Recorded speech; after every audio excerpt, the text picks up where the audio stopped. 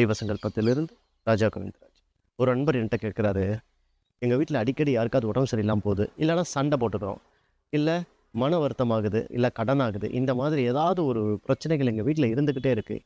அதற்கு ஏதாவது எளிய தீர்வு இருக்குதா அப்படின்னு சொல்லி ஒரு கேள்வியை கேட்டிருந்தாரு. முதல்ல வாஸ்துப்படி சில விஷயங்களை நம்ம தெரிஞ்சுக்கணுங்க. நம்ம வீட்டில் அக்னி மூலை அப்படின்னு சொல்லக்கூடிய இடத்த நீங்கள் கவனிச்சிருப்பீங்க. அதாவது மனையில் தென்கிழக்கு அப்படின்னு சொல்லக்கூடிய இடத்த அக்னி மூலைன்னு சொல்லுவாங்க.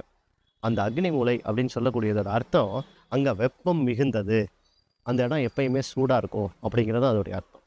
இன்றைக்கி மனையடி நூலை படிச்சுட்டு வீடு கட்டுறவங்க அந்த இடத்துல வெப்பமாக இருக்கணும், அதனால் அங்கே சமையக்கட்டு வைக்கணும் அப்படின்றத மட்டும் நினைக்கிறாங்க, தப்பு இல்லை.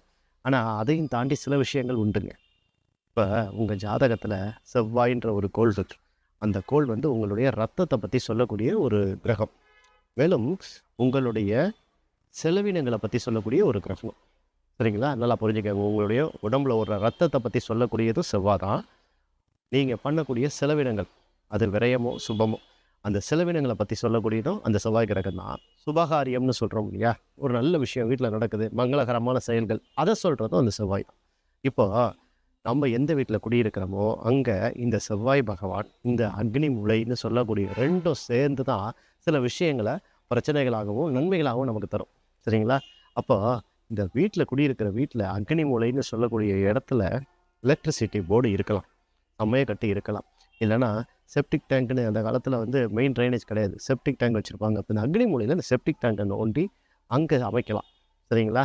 இப்போ இதெல்லாம் எங்கள் வீட்டில் கிடையாதுங்க, அந்த இடம் நாங்கள் இருக்கிறது அப்பார்ட்மெண்ட்ஸு அப்படிங்கிறப்ப சூரிய ஒளி வீட்டுக்குள்ளே வர்ற மாதிரி ஒரு ஜன்னல் வைக்கலாம். இல்லை வெட்ட வெளியில் நடுவில் ஒரு வீடு கட்டியிருக்கிறோம் அப்படிங்கிறப்ப மரங்கள், சூரியனுக்கு உண்டான மரங்கள்னு சொல்கிறோம் பார்த்தீங்களா, அது மாதுளை, இல்லைனா செவ்வாய்க்கு உண்டான மரங்கள் வில்வம், முள் செடி உள்ள பொருட்கள், அதாவது முள் மரம்னு சொல்லுவாங்க. அதாவது வில்வம் தான் முள் மரம், அதுதான் நம்ம வீட்டுக்கு வாசலில் வைக்கிறதுக்கு ஒரு சுபமாக இருக்கும்னு வச்சுக்கோங்க. இது போல் இருக்கக்கூடிய செடிகளை அக்னி மூலையில் காம்பவுண்டுக்கு வெளியிலையோ இல்லை காம்பவுண்டோட மூலையிலையோ வச்சு வளர்க்கலாங்க. இதெல்லாம் வாஸ்துக்கு குற்றம் ஏற்படுத்தாத ஒரு சில சின்ன சின்ன விஷயங்கள். இப்போது இந்த மாதிரியான அமைப்பில் செவ்வாயும் அக்னியும் உங்களுக்கு கெட்டு போகிறப்ப தான் வீட்டில் மருத்துவ செலவுகள் நிறையா வரும், குடும்பத்தில் கணவன் மனைவிக்குள்ளே சண்டைகள் வரும், மன உளைச்சல் ஏற்படும். இது எல்லாம் ஒன்று வந்தால் ஒன்று ஒன்றா வரும், உங்களுக்கே தெரியும். சரிங்களா?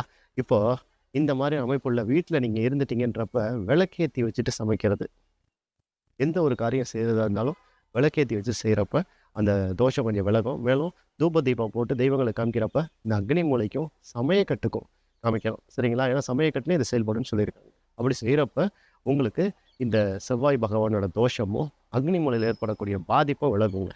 இதெல்லாம் அனுபவத்தில் ஒருத்தர் சொன்னதை வச்சு தான் தொகுத்து உங்களுக்கு சொல்லிகிட்டு இருக்கேன். மேலும் வாஸ்து நூல் ஆகட்டும், நம்ம கோள்களை பற்றி சொல்கிறாங்க இல்லையா, நவகிரக சாரம், அவங்களும் இந்த செவ்வாயை பற்றி சொல்கிறப்ப இதை தான் நிறையா சொல்லியிருக்கிறாங்க.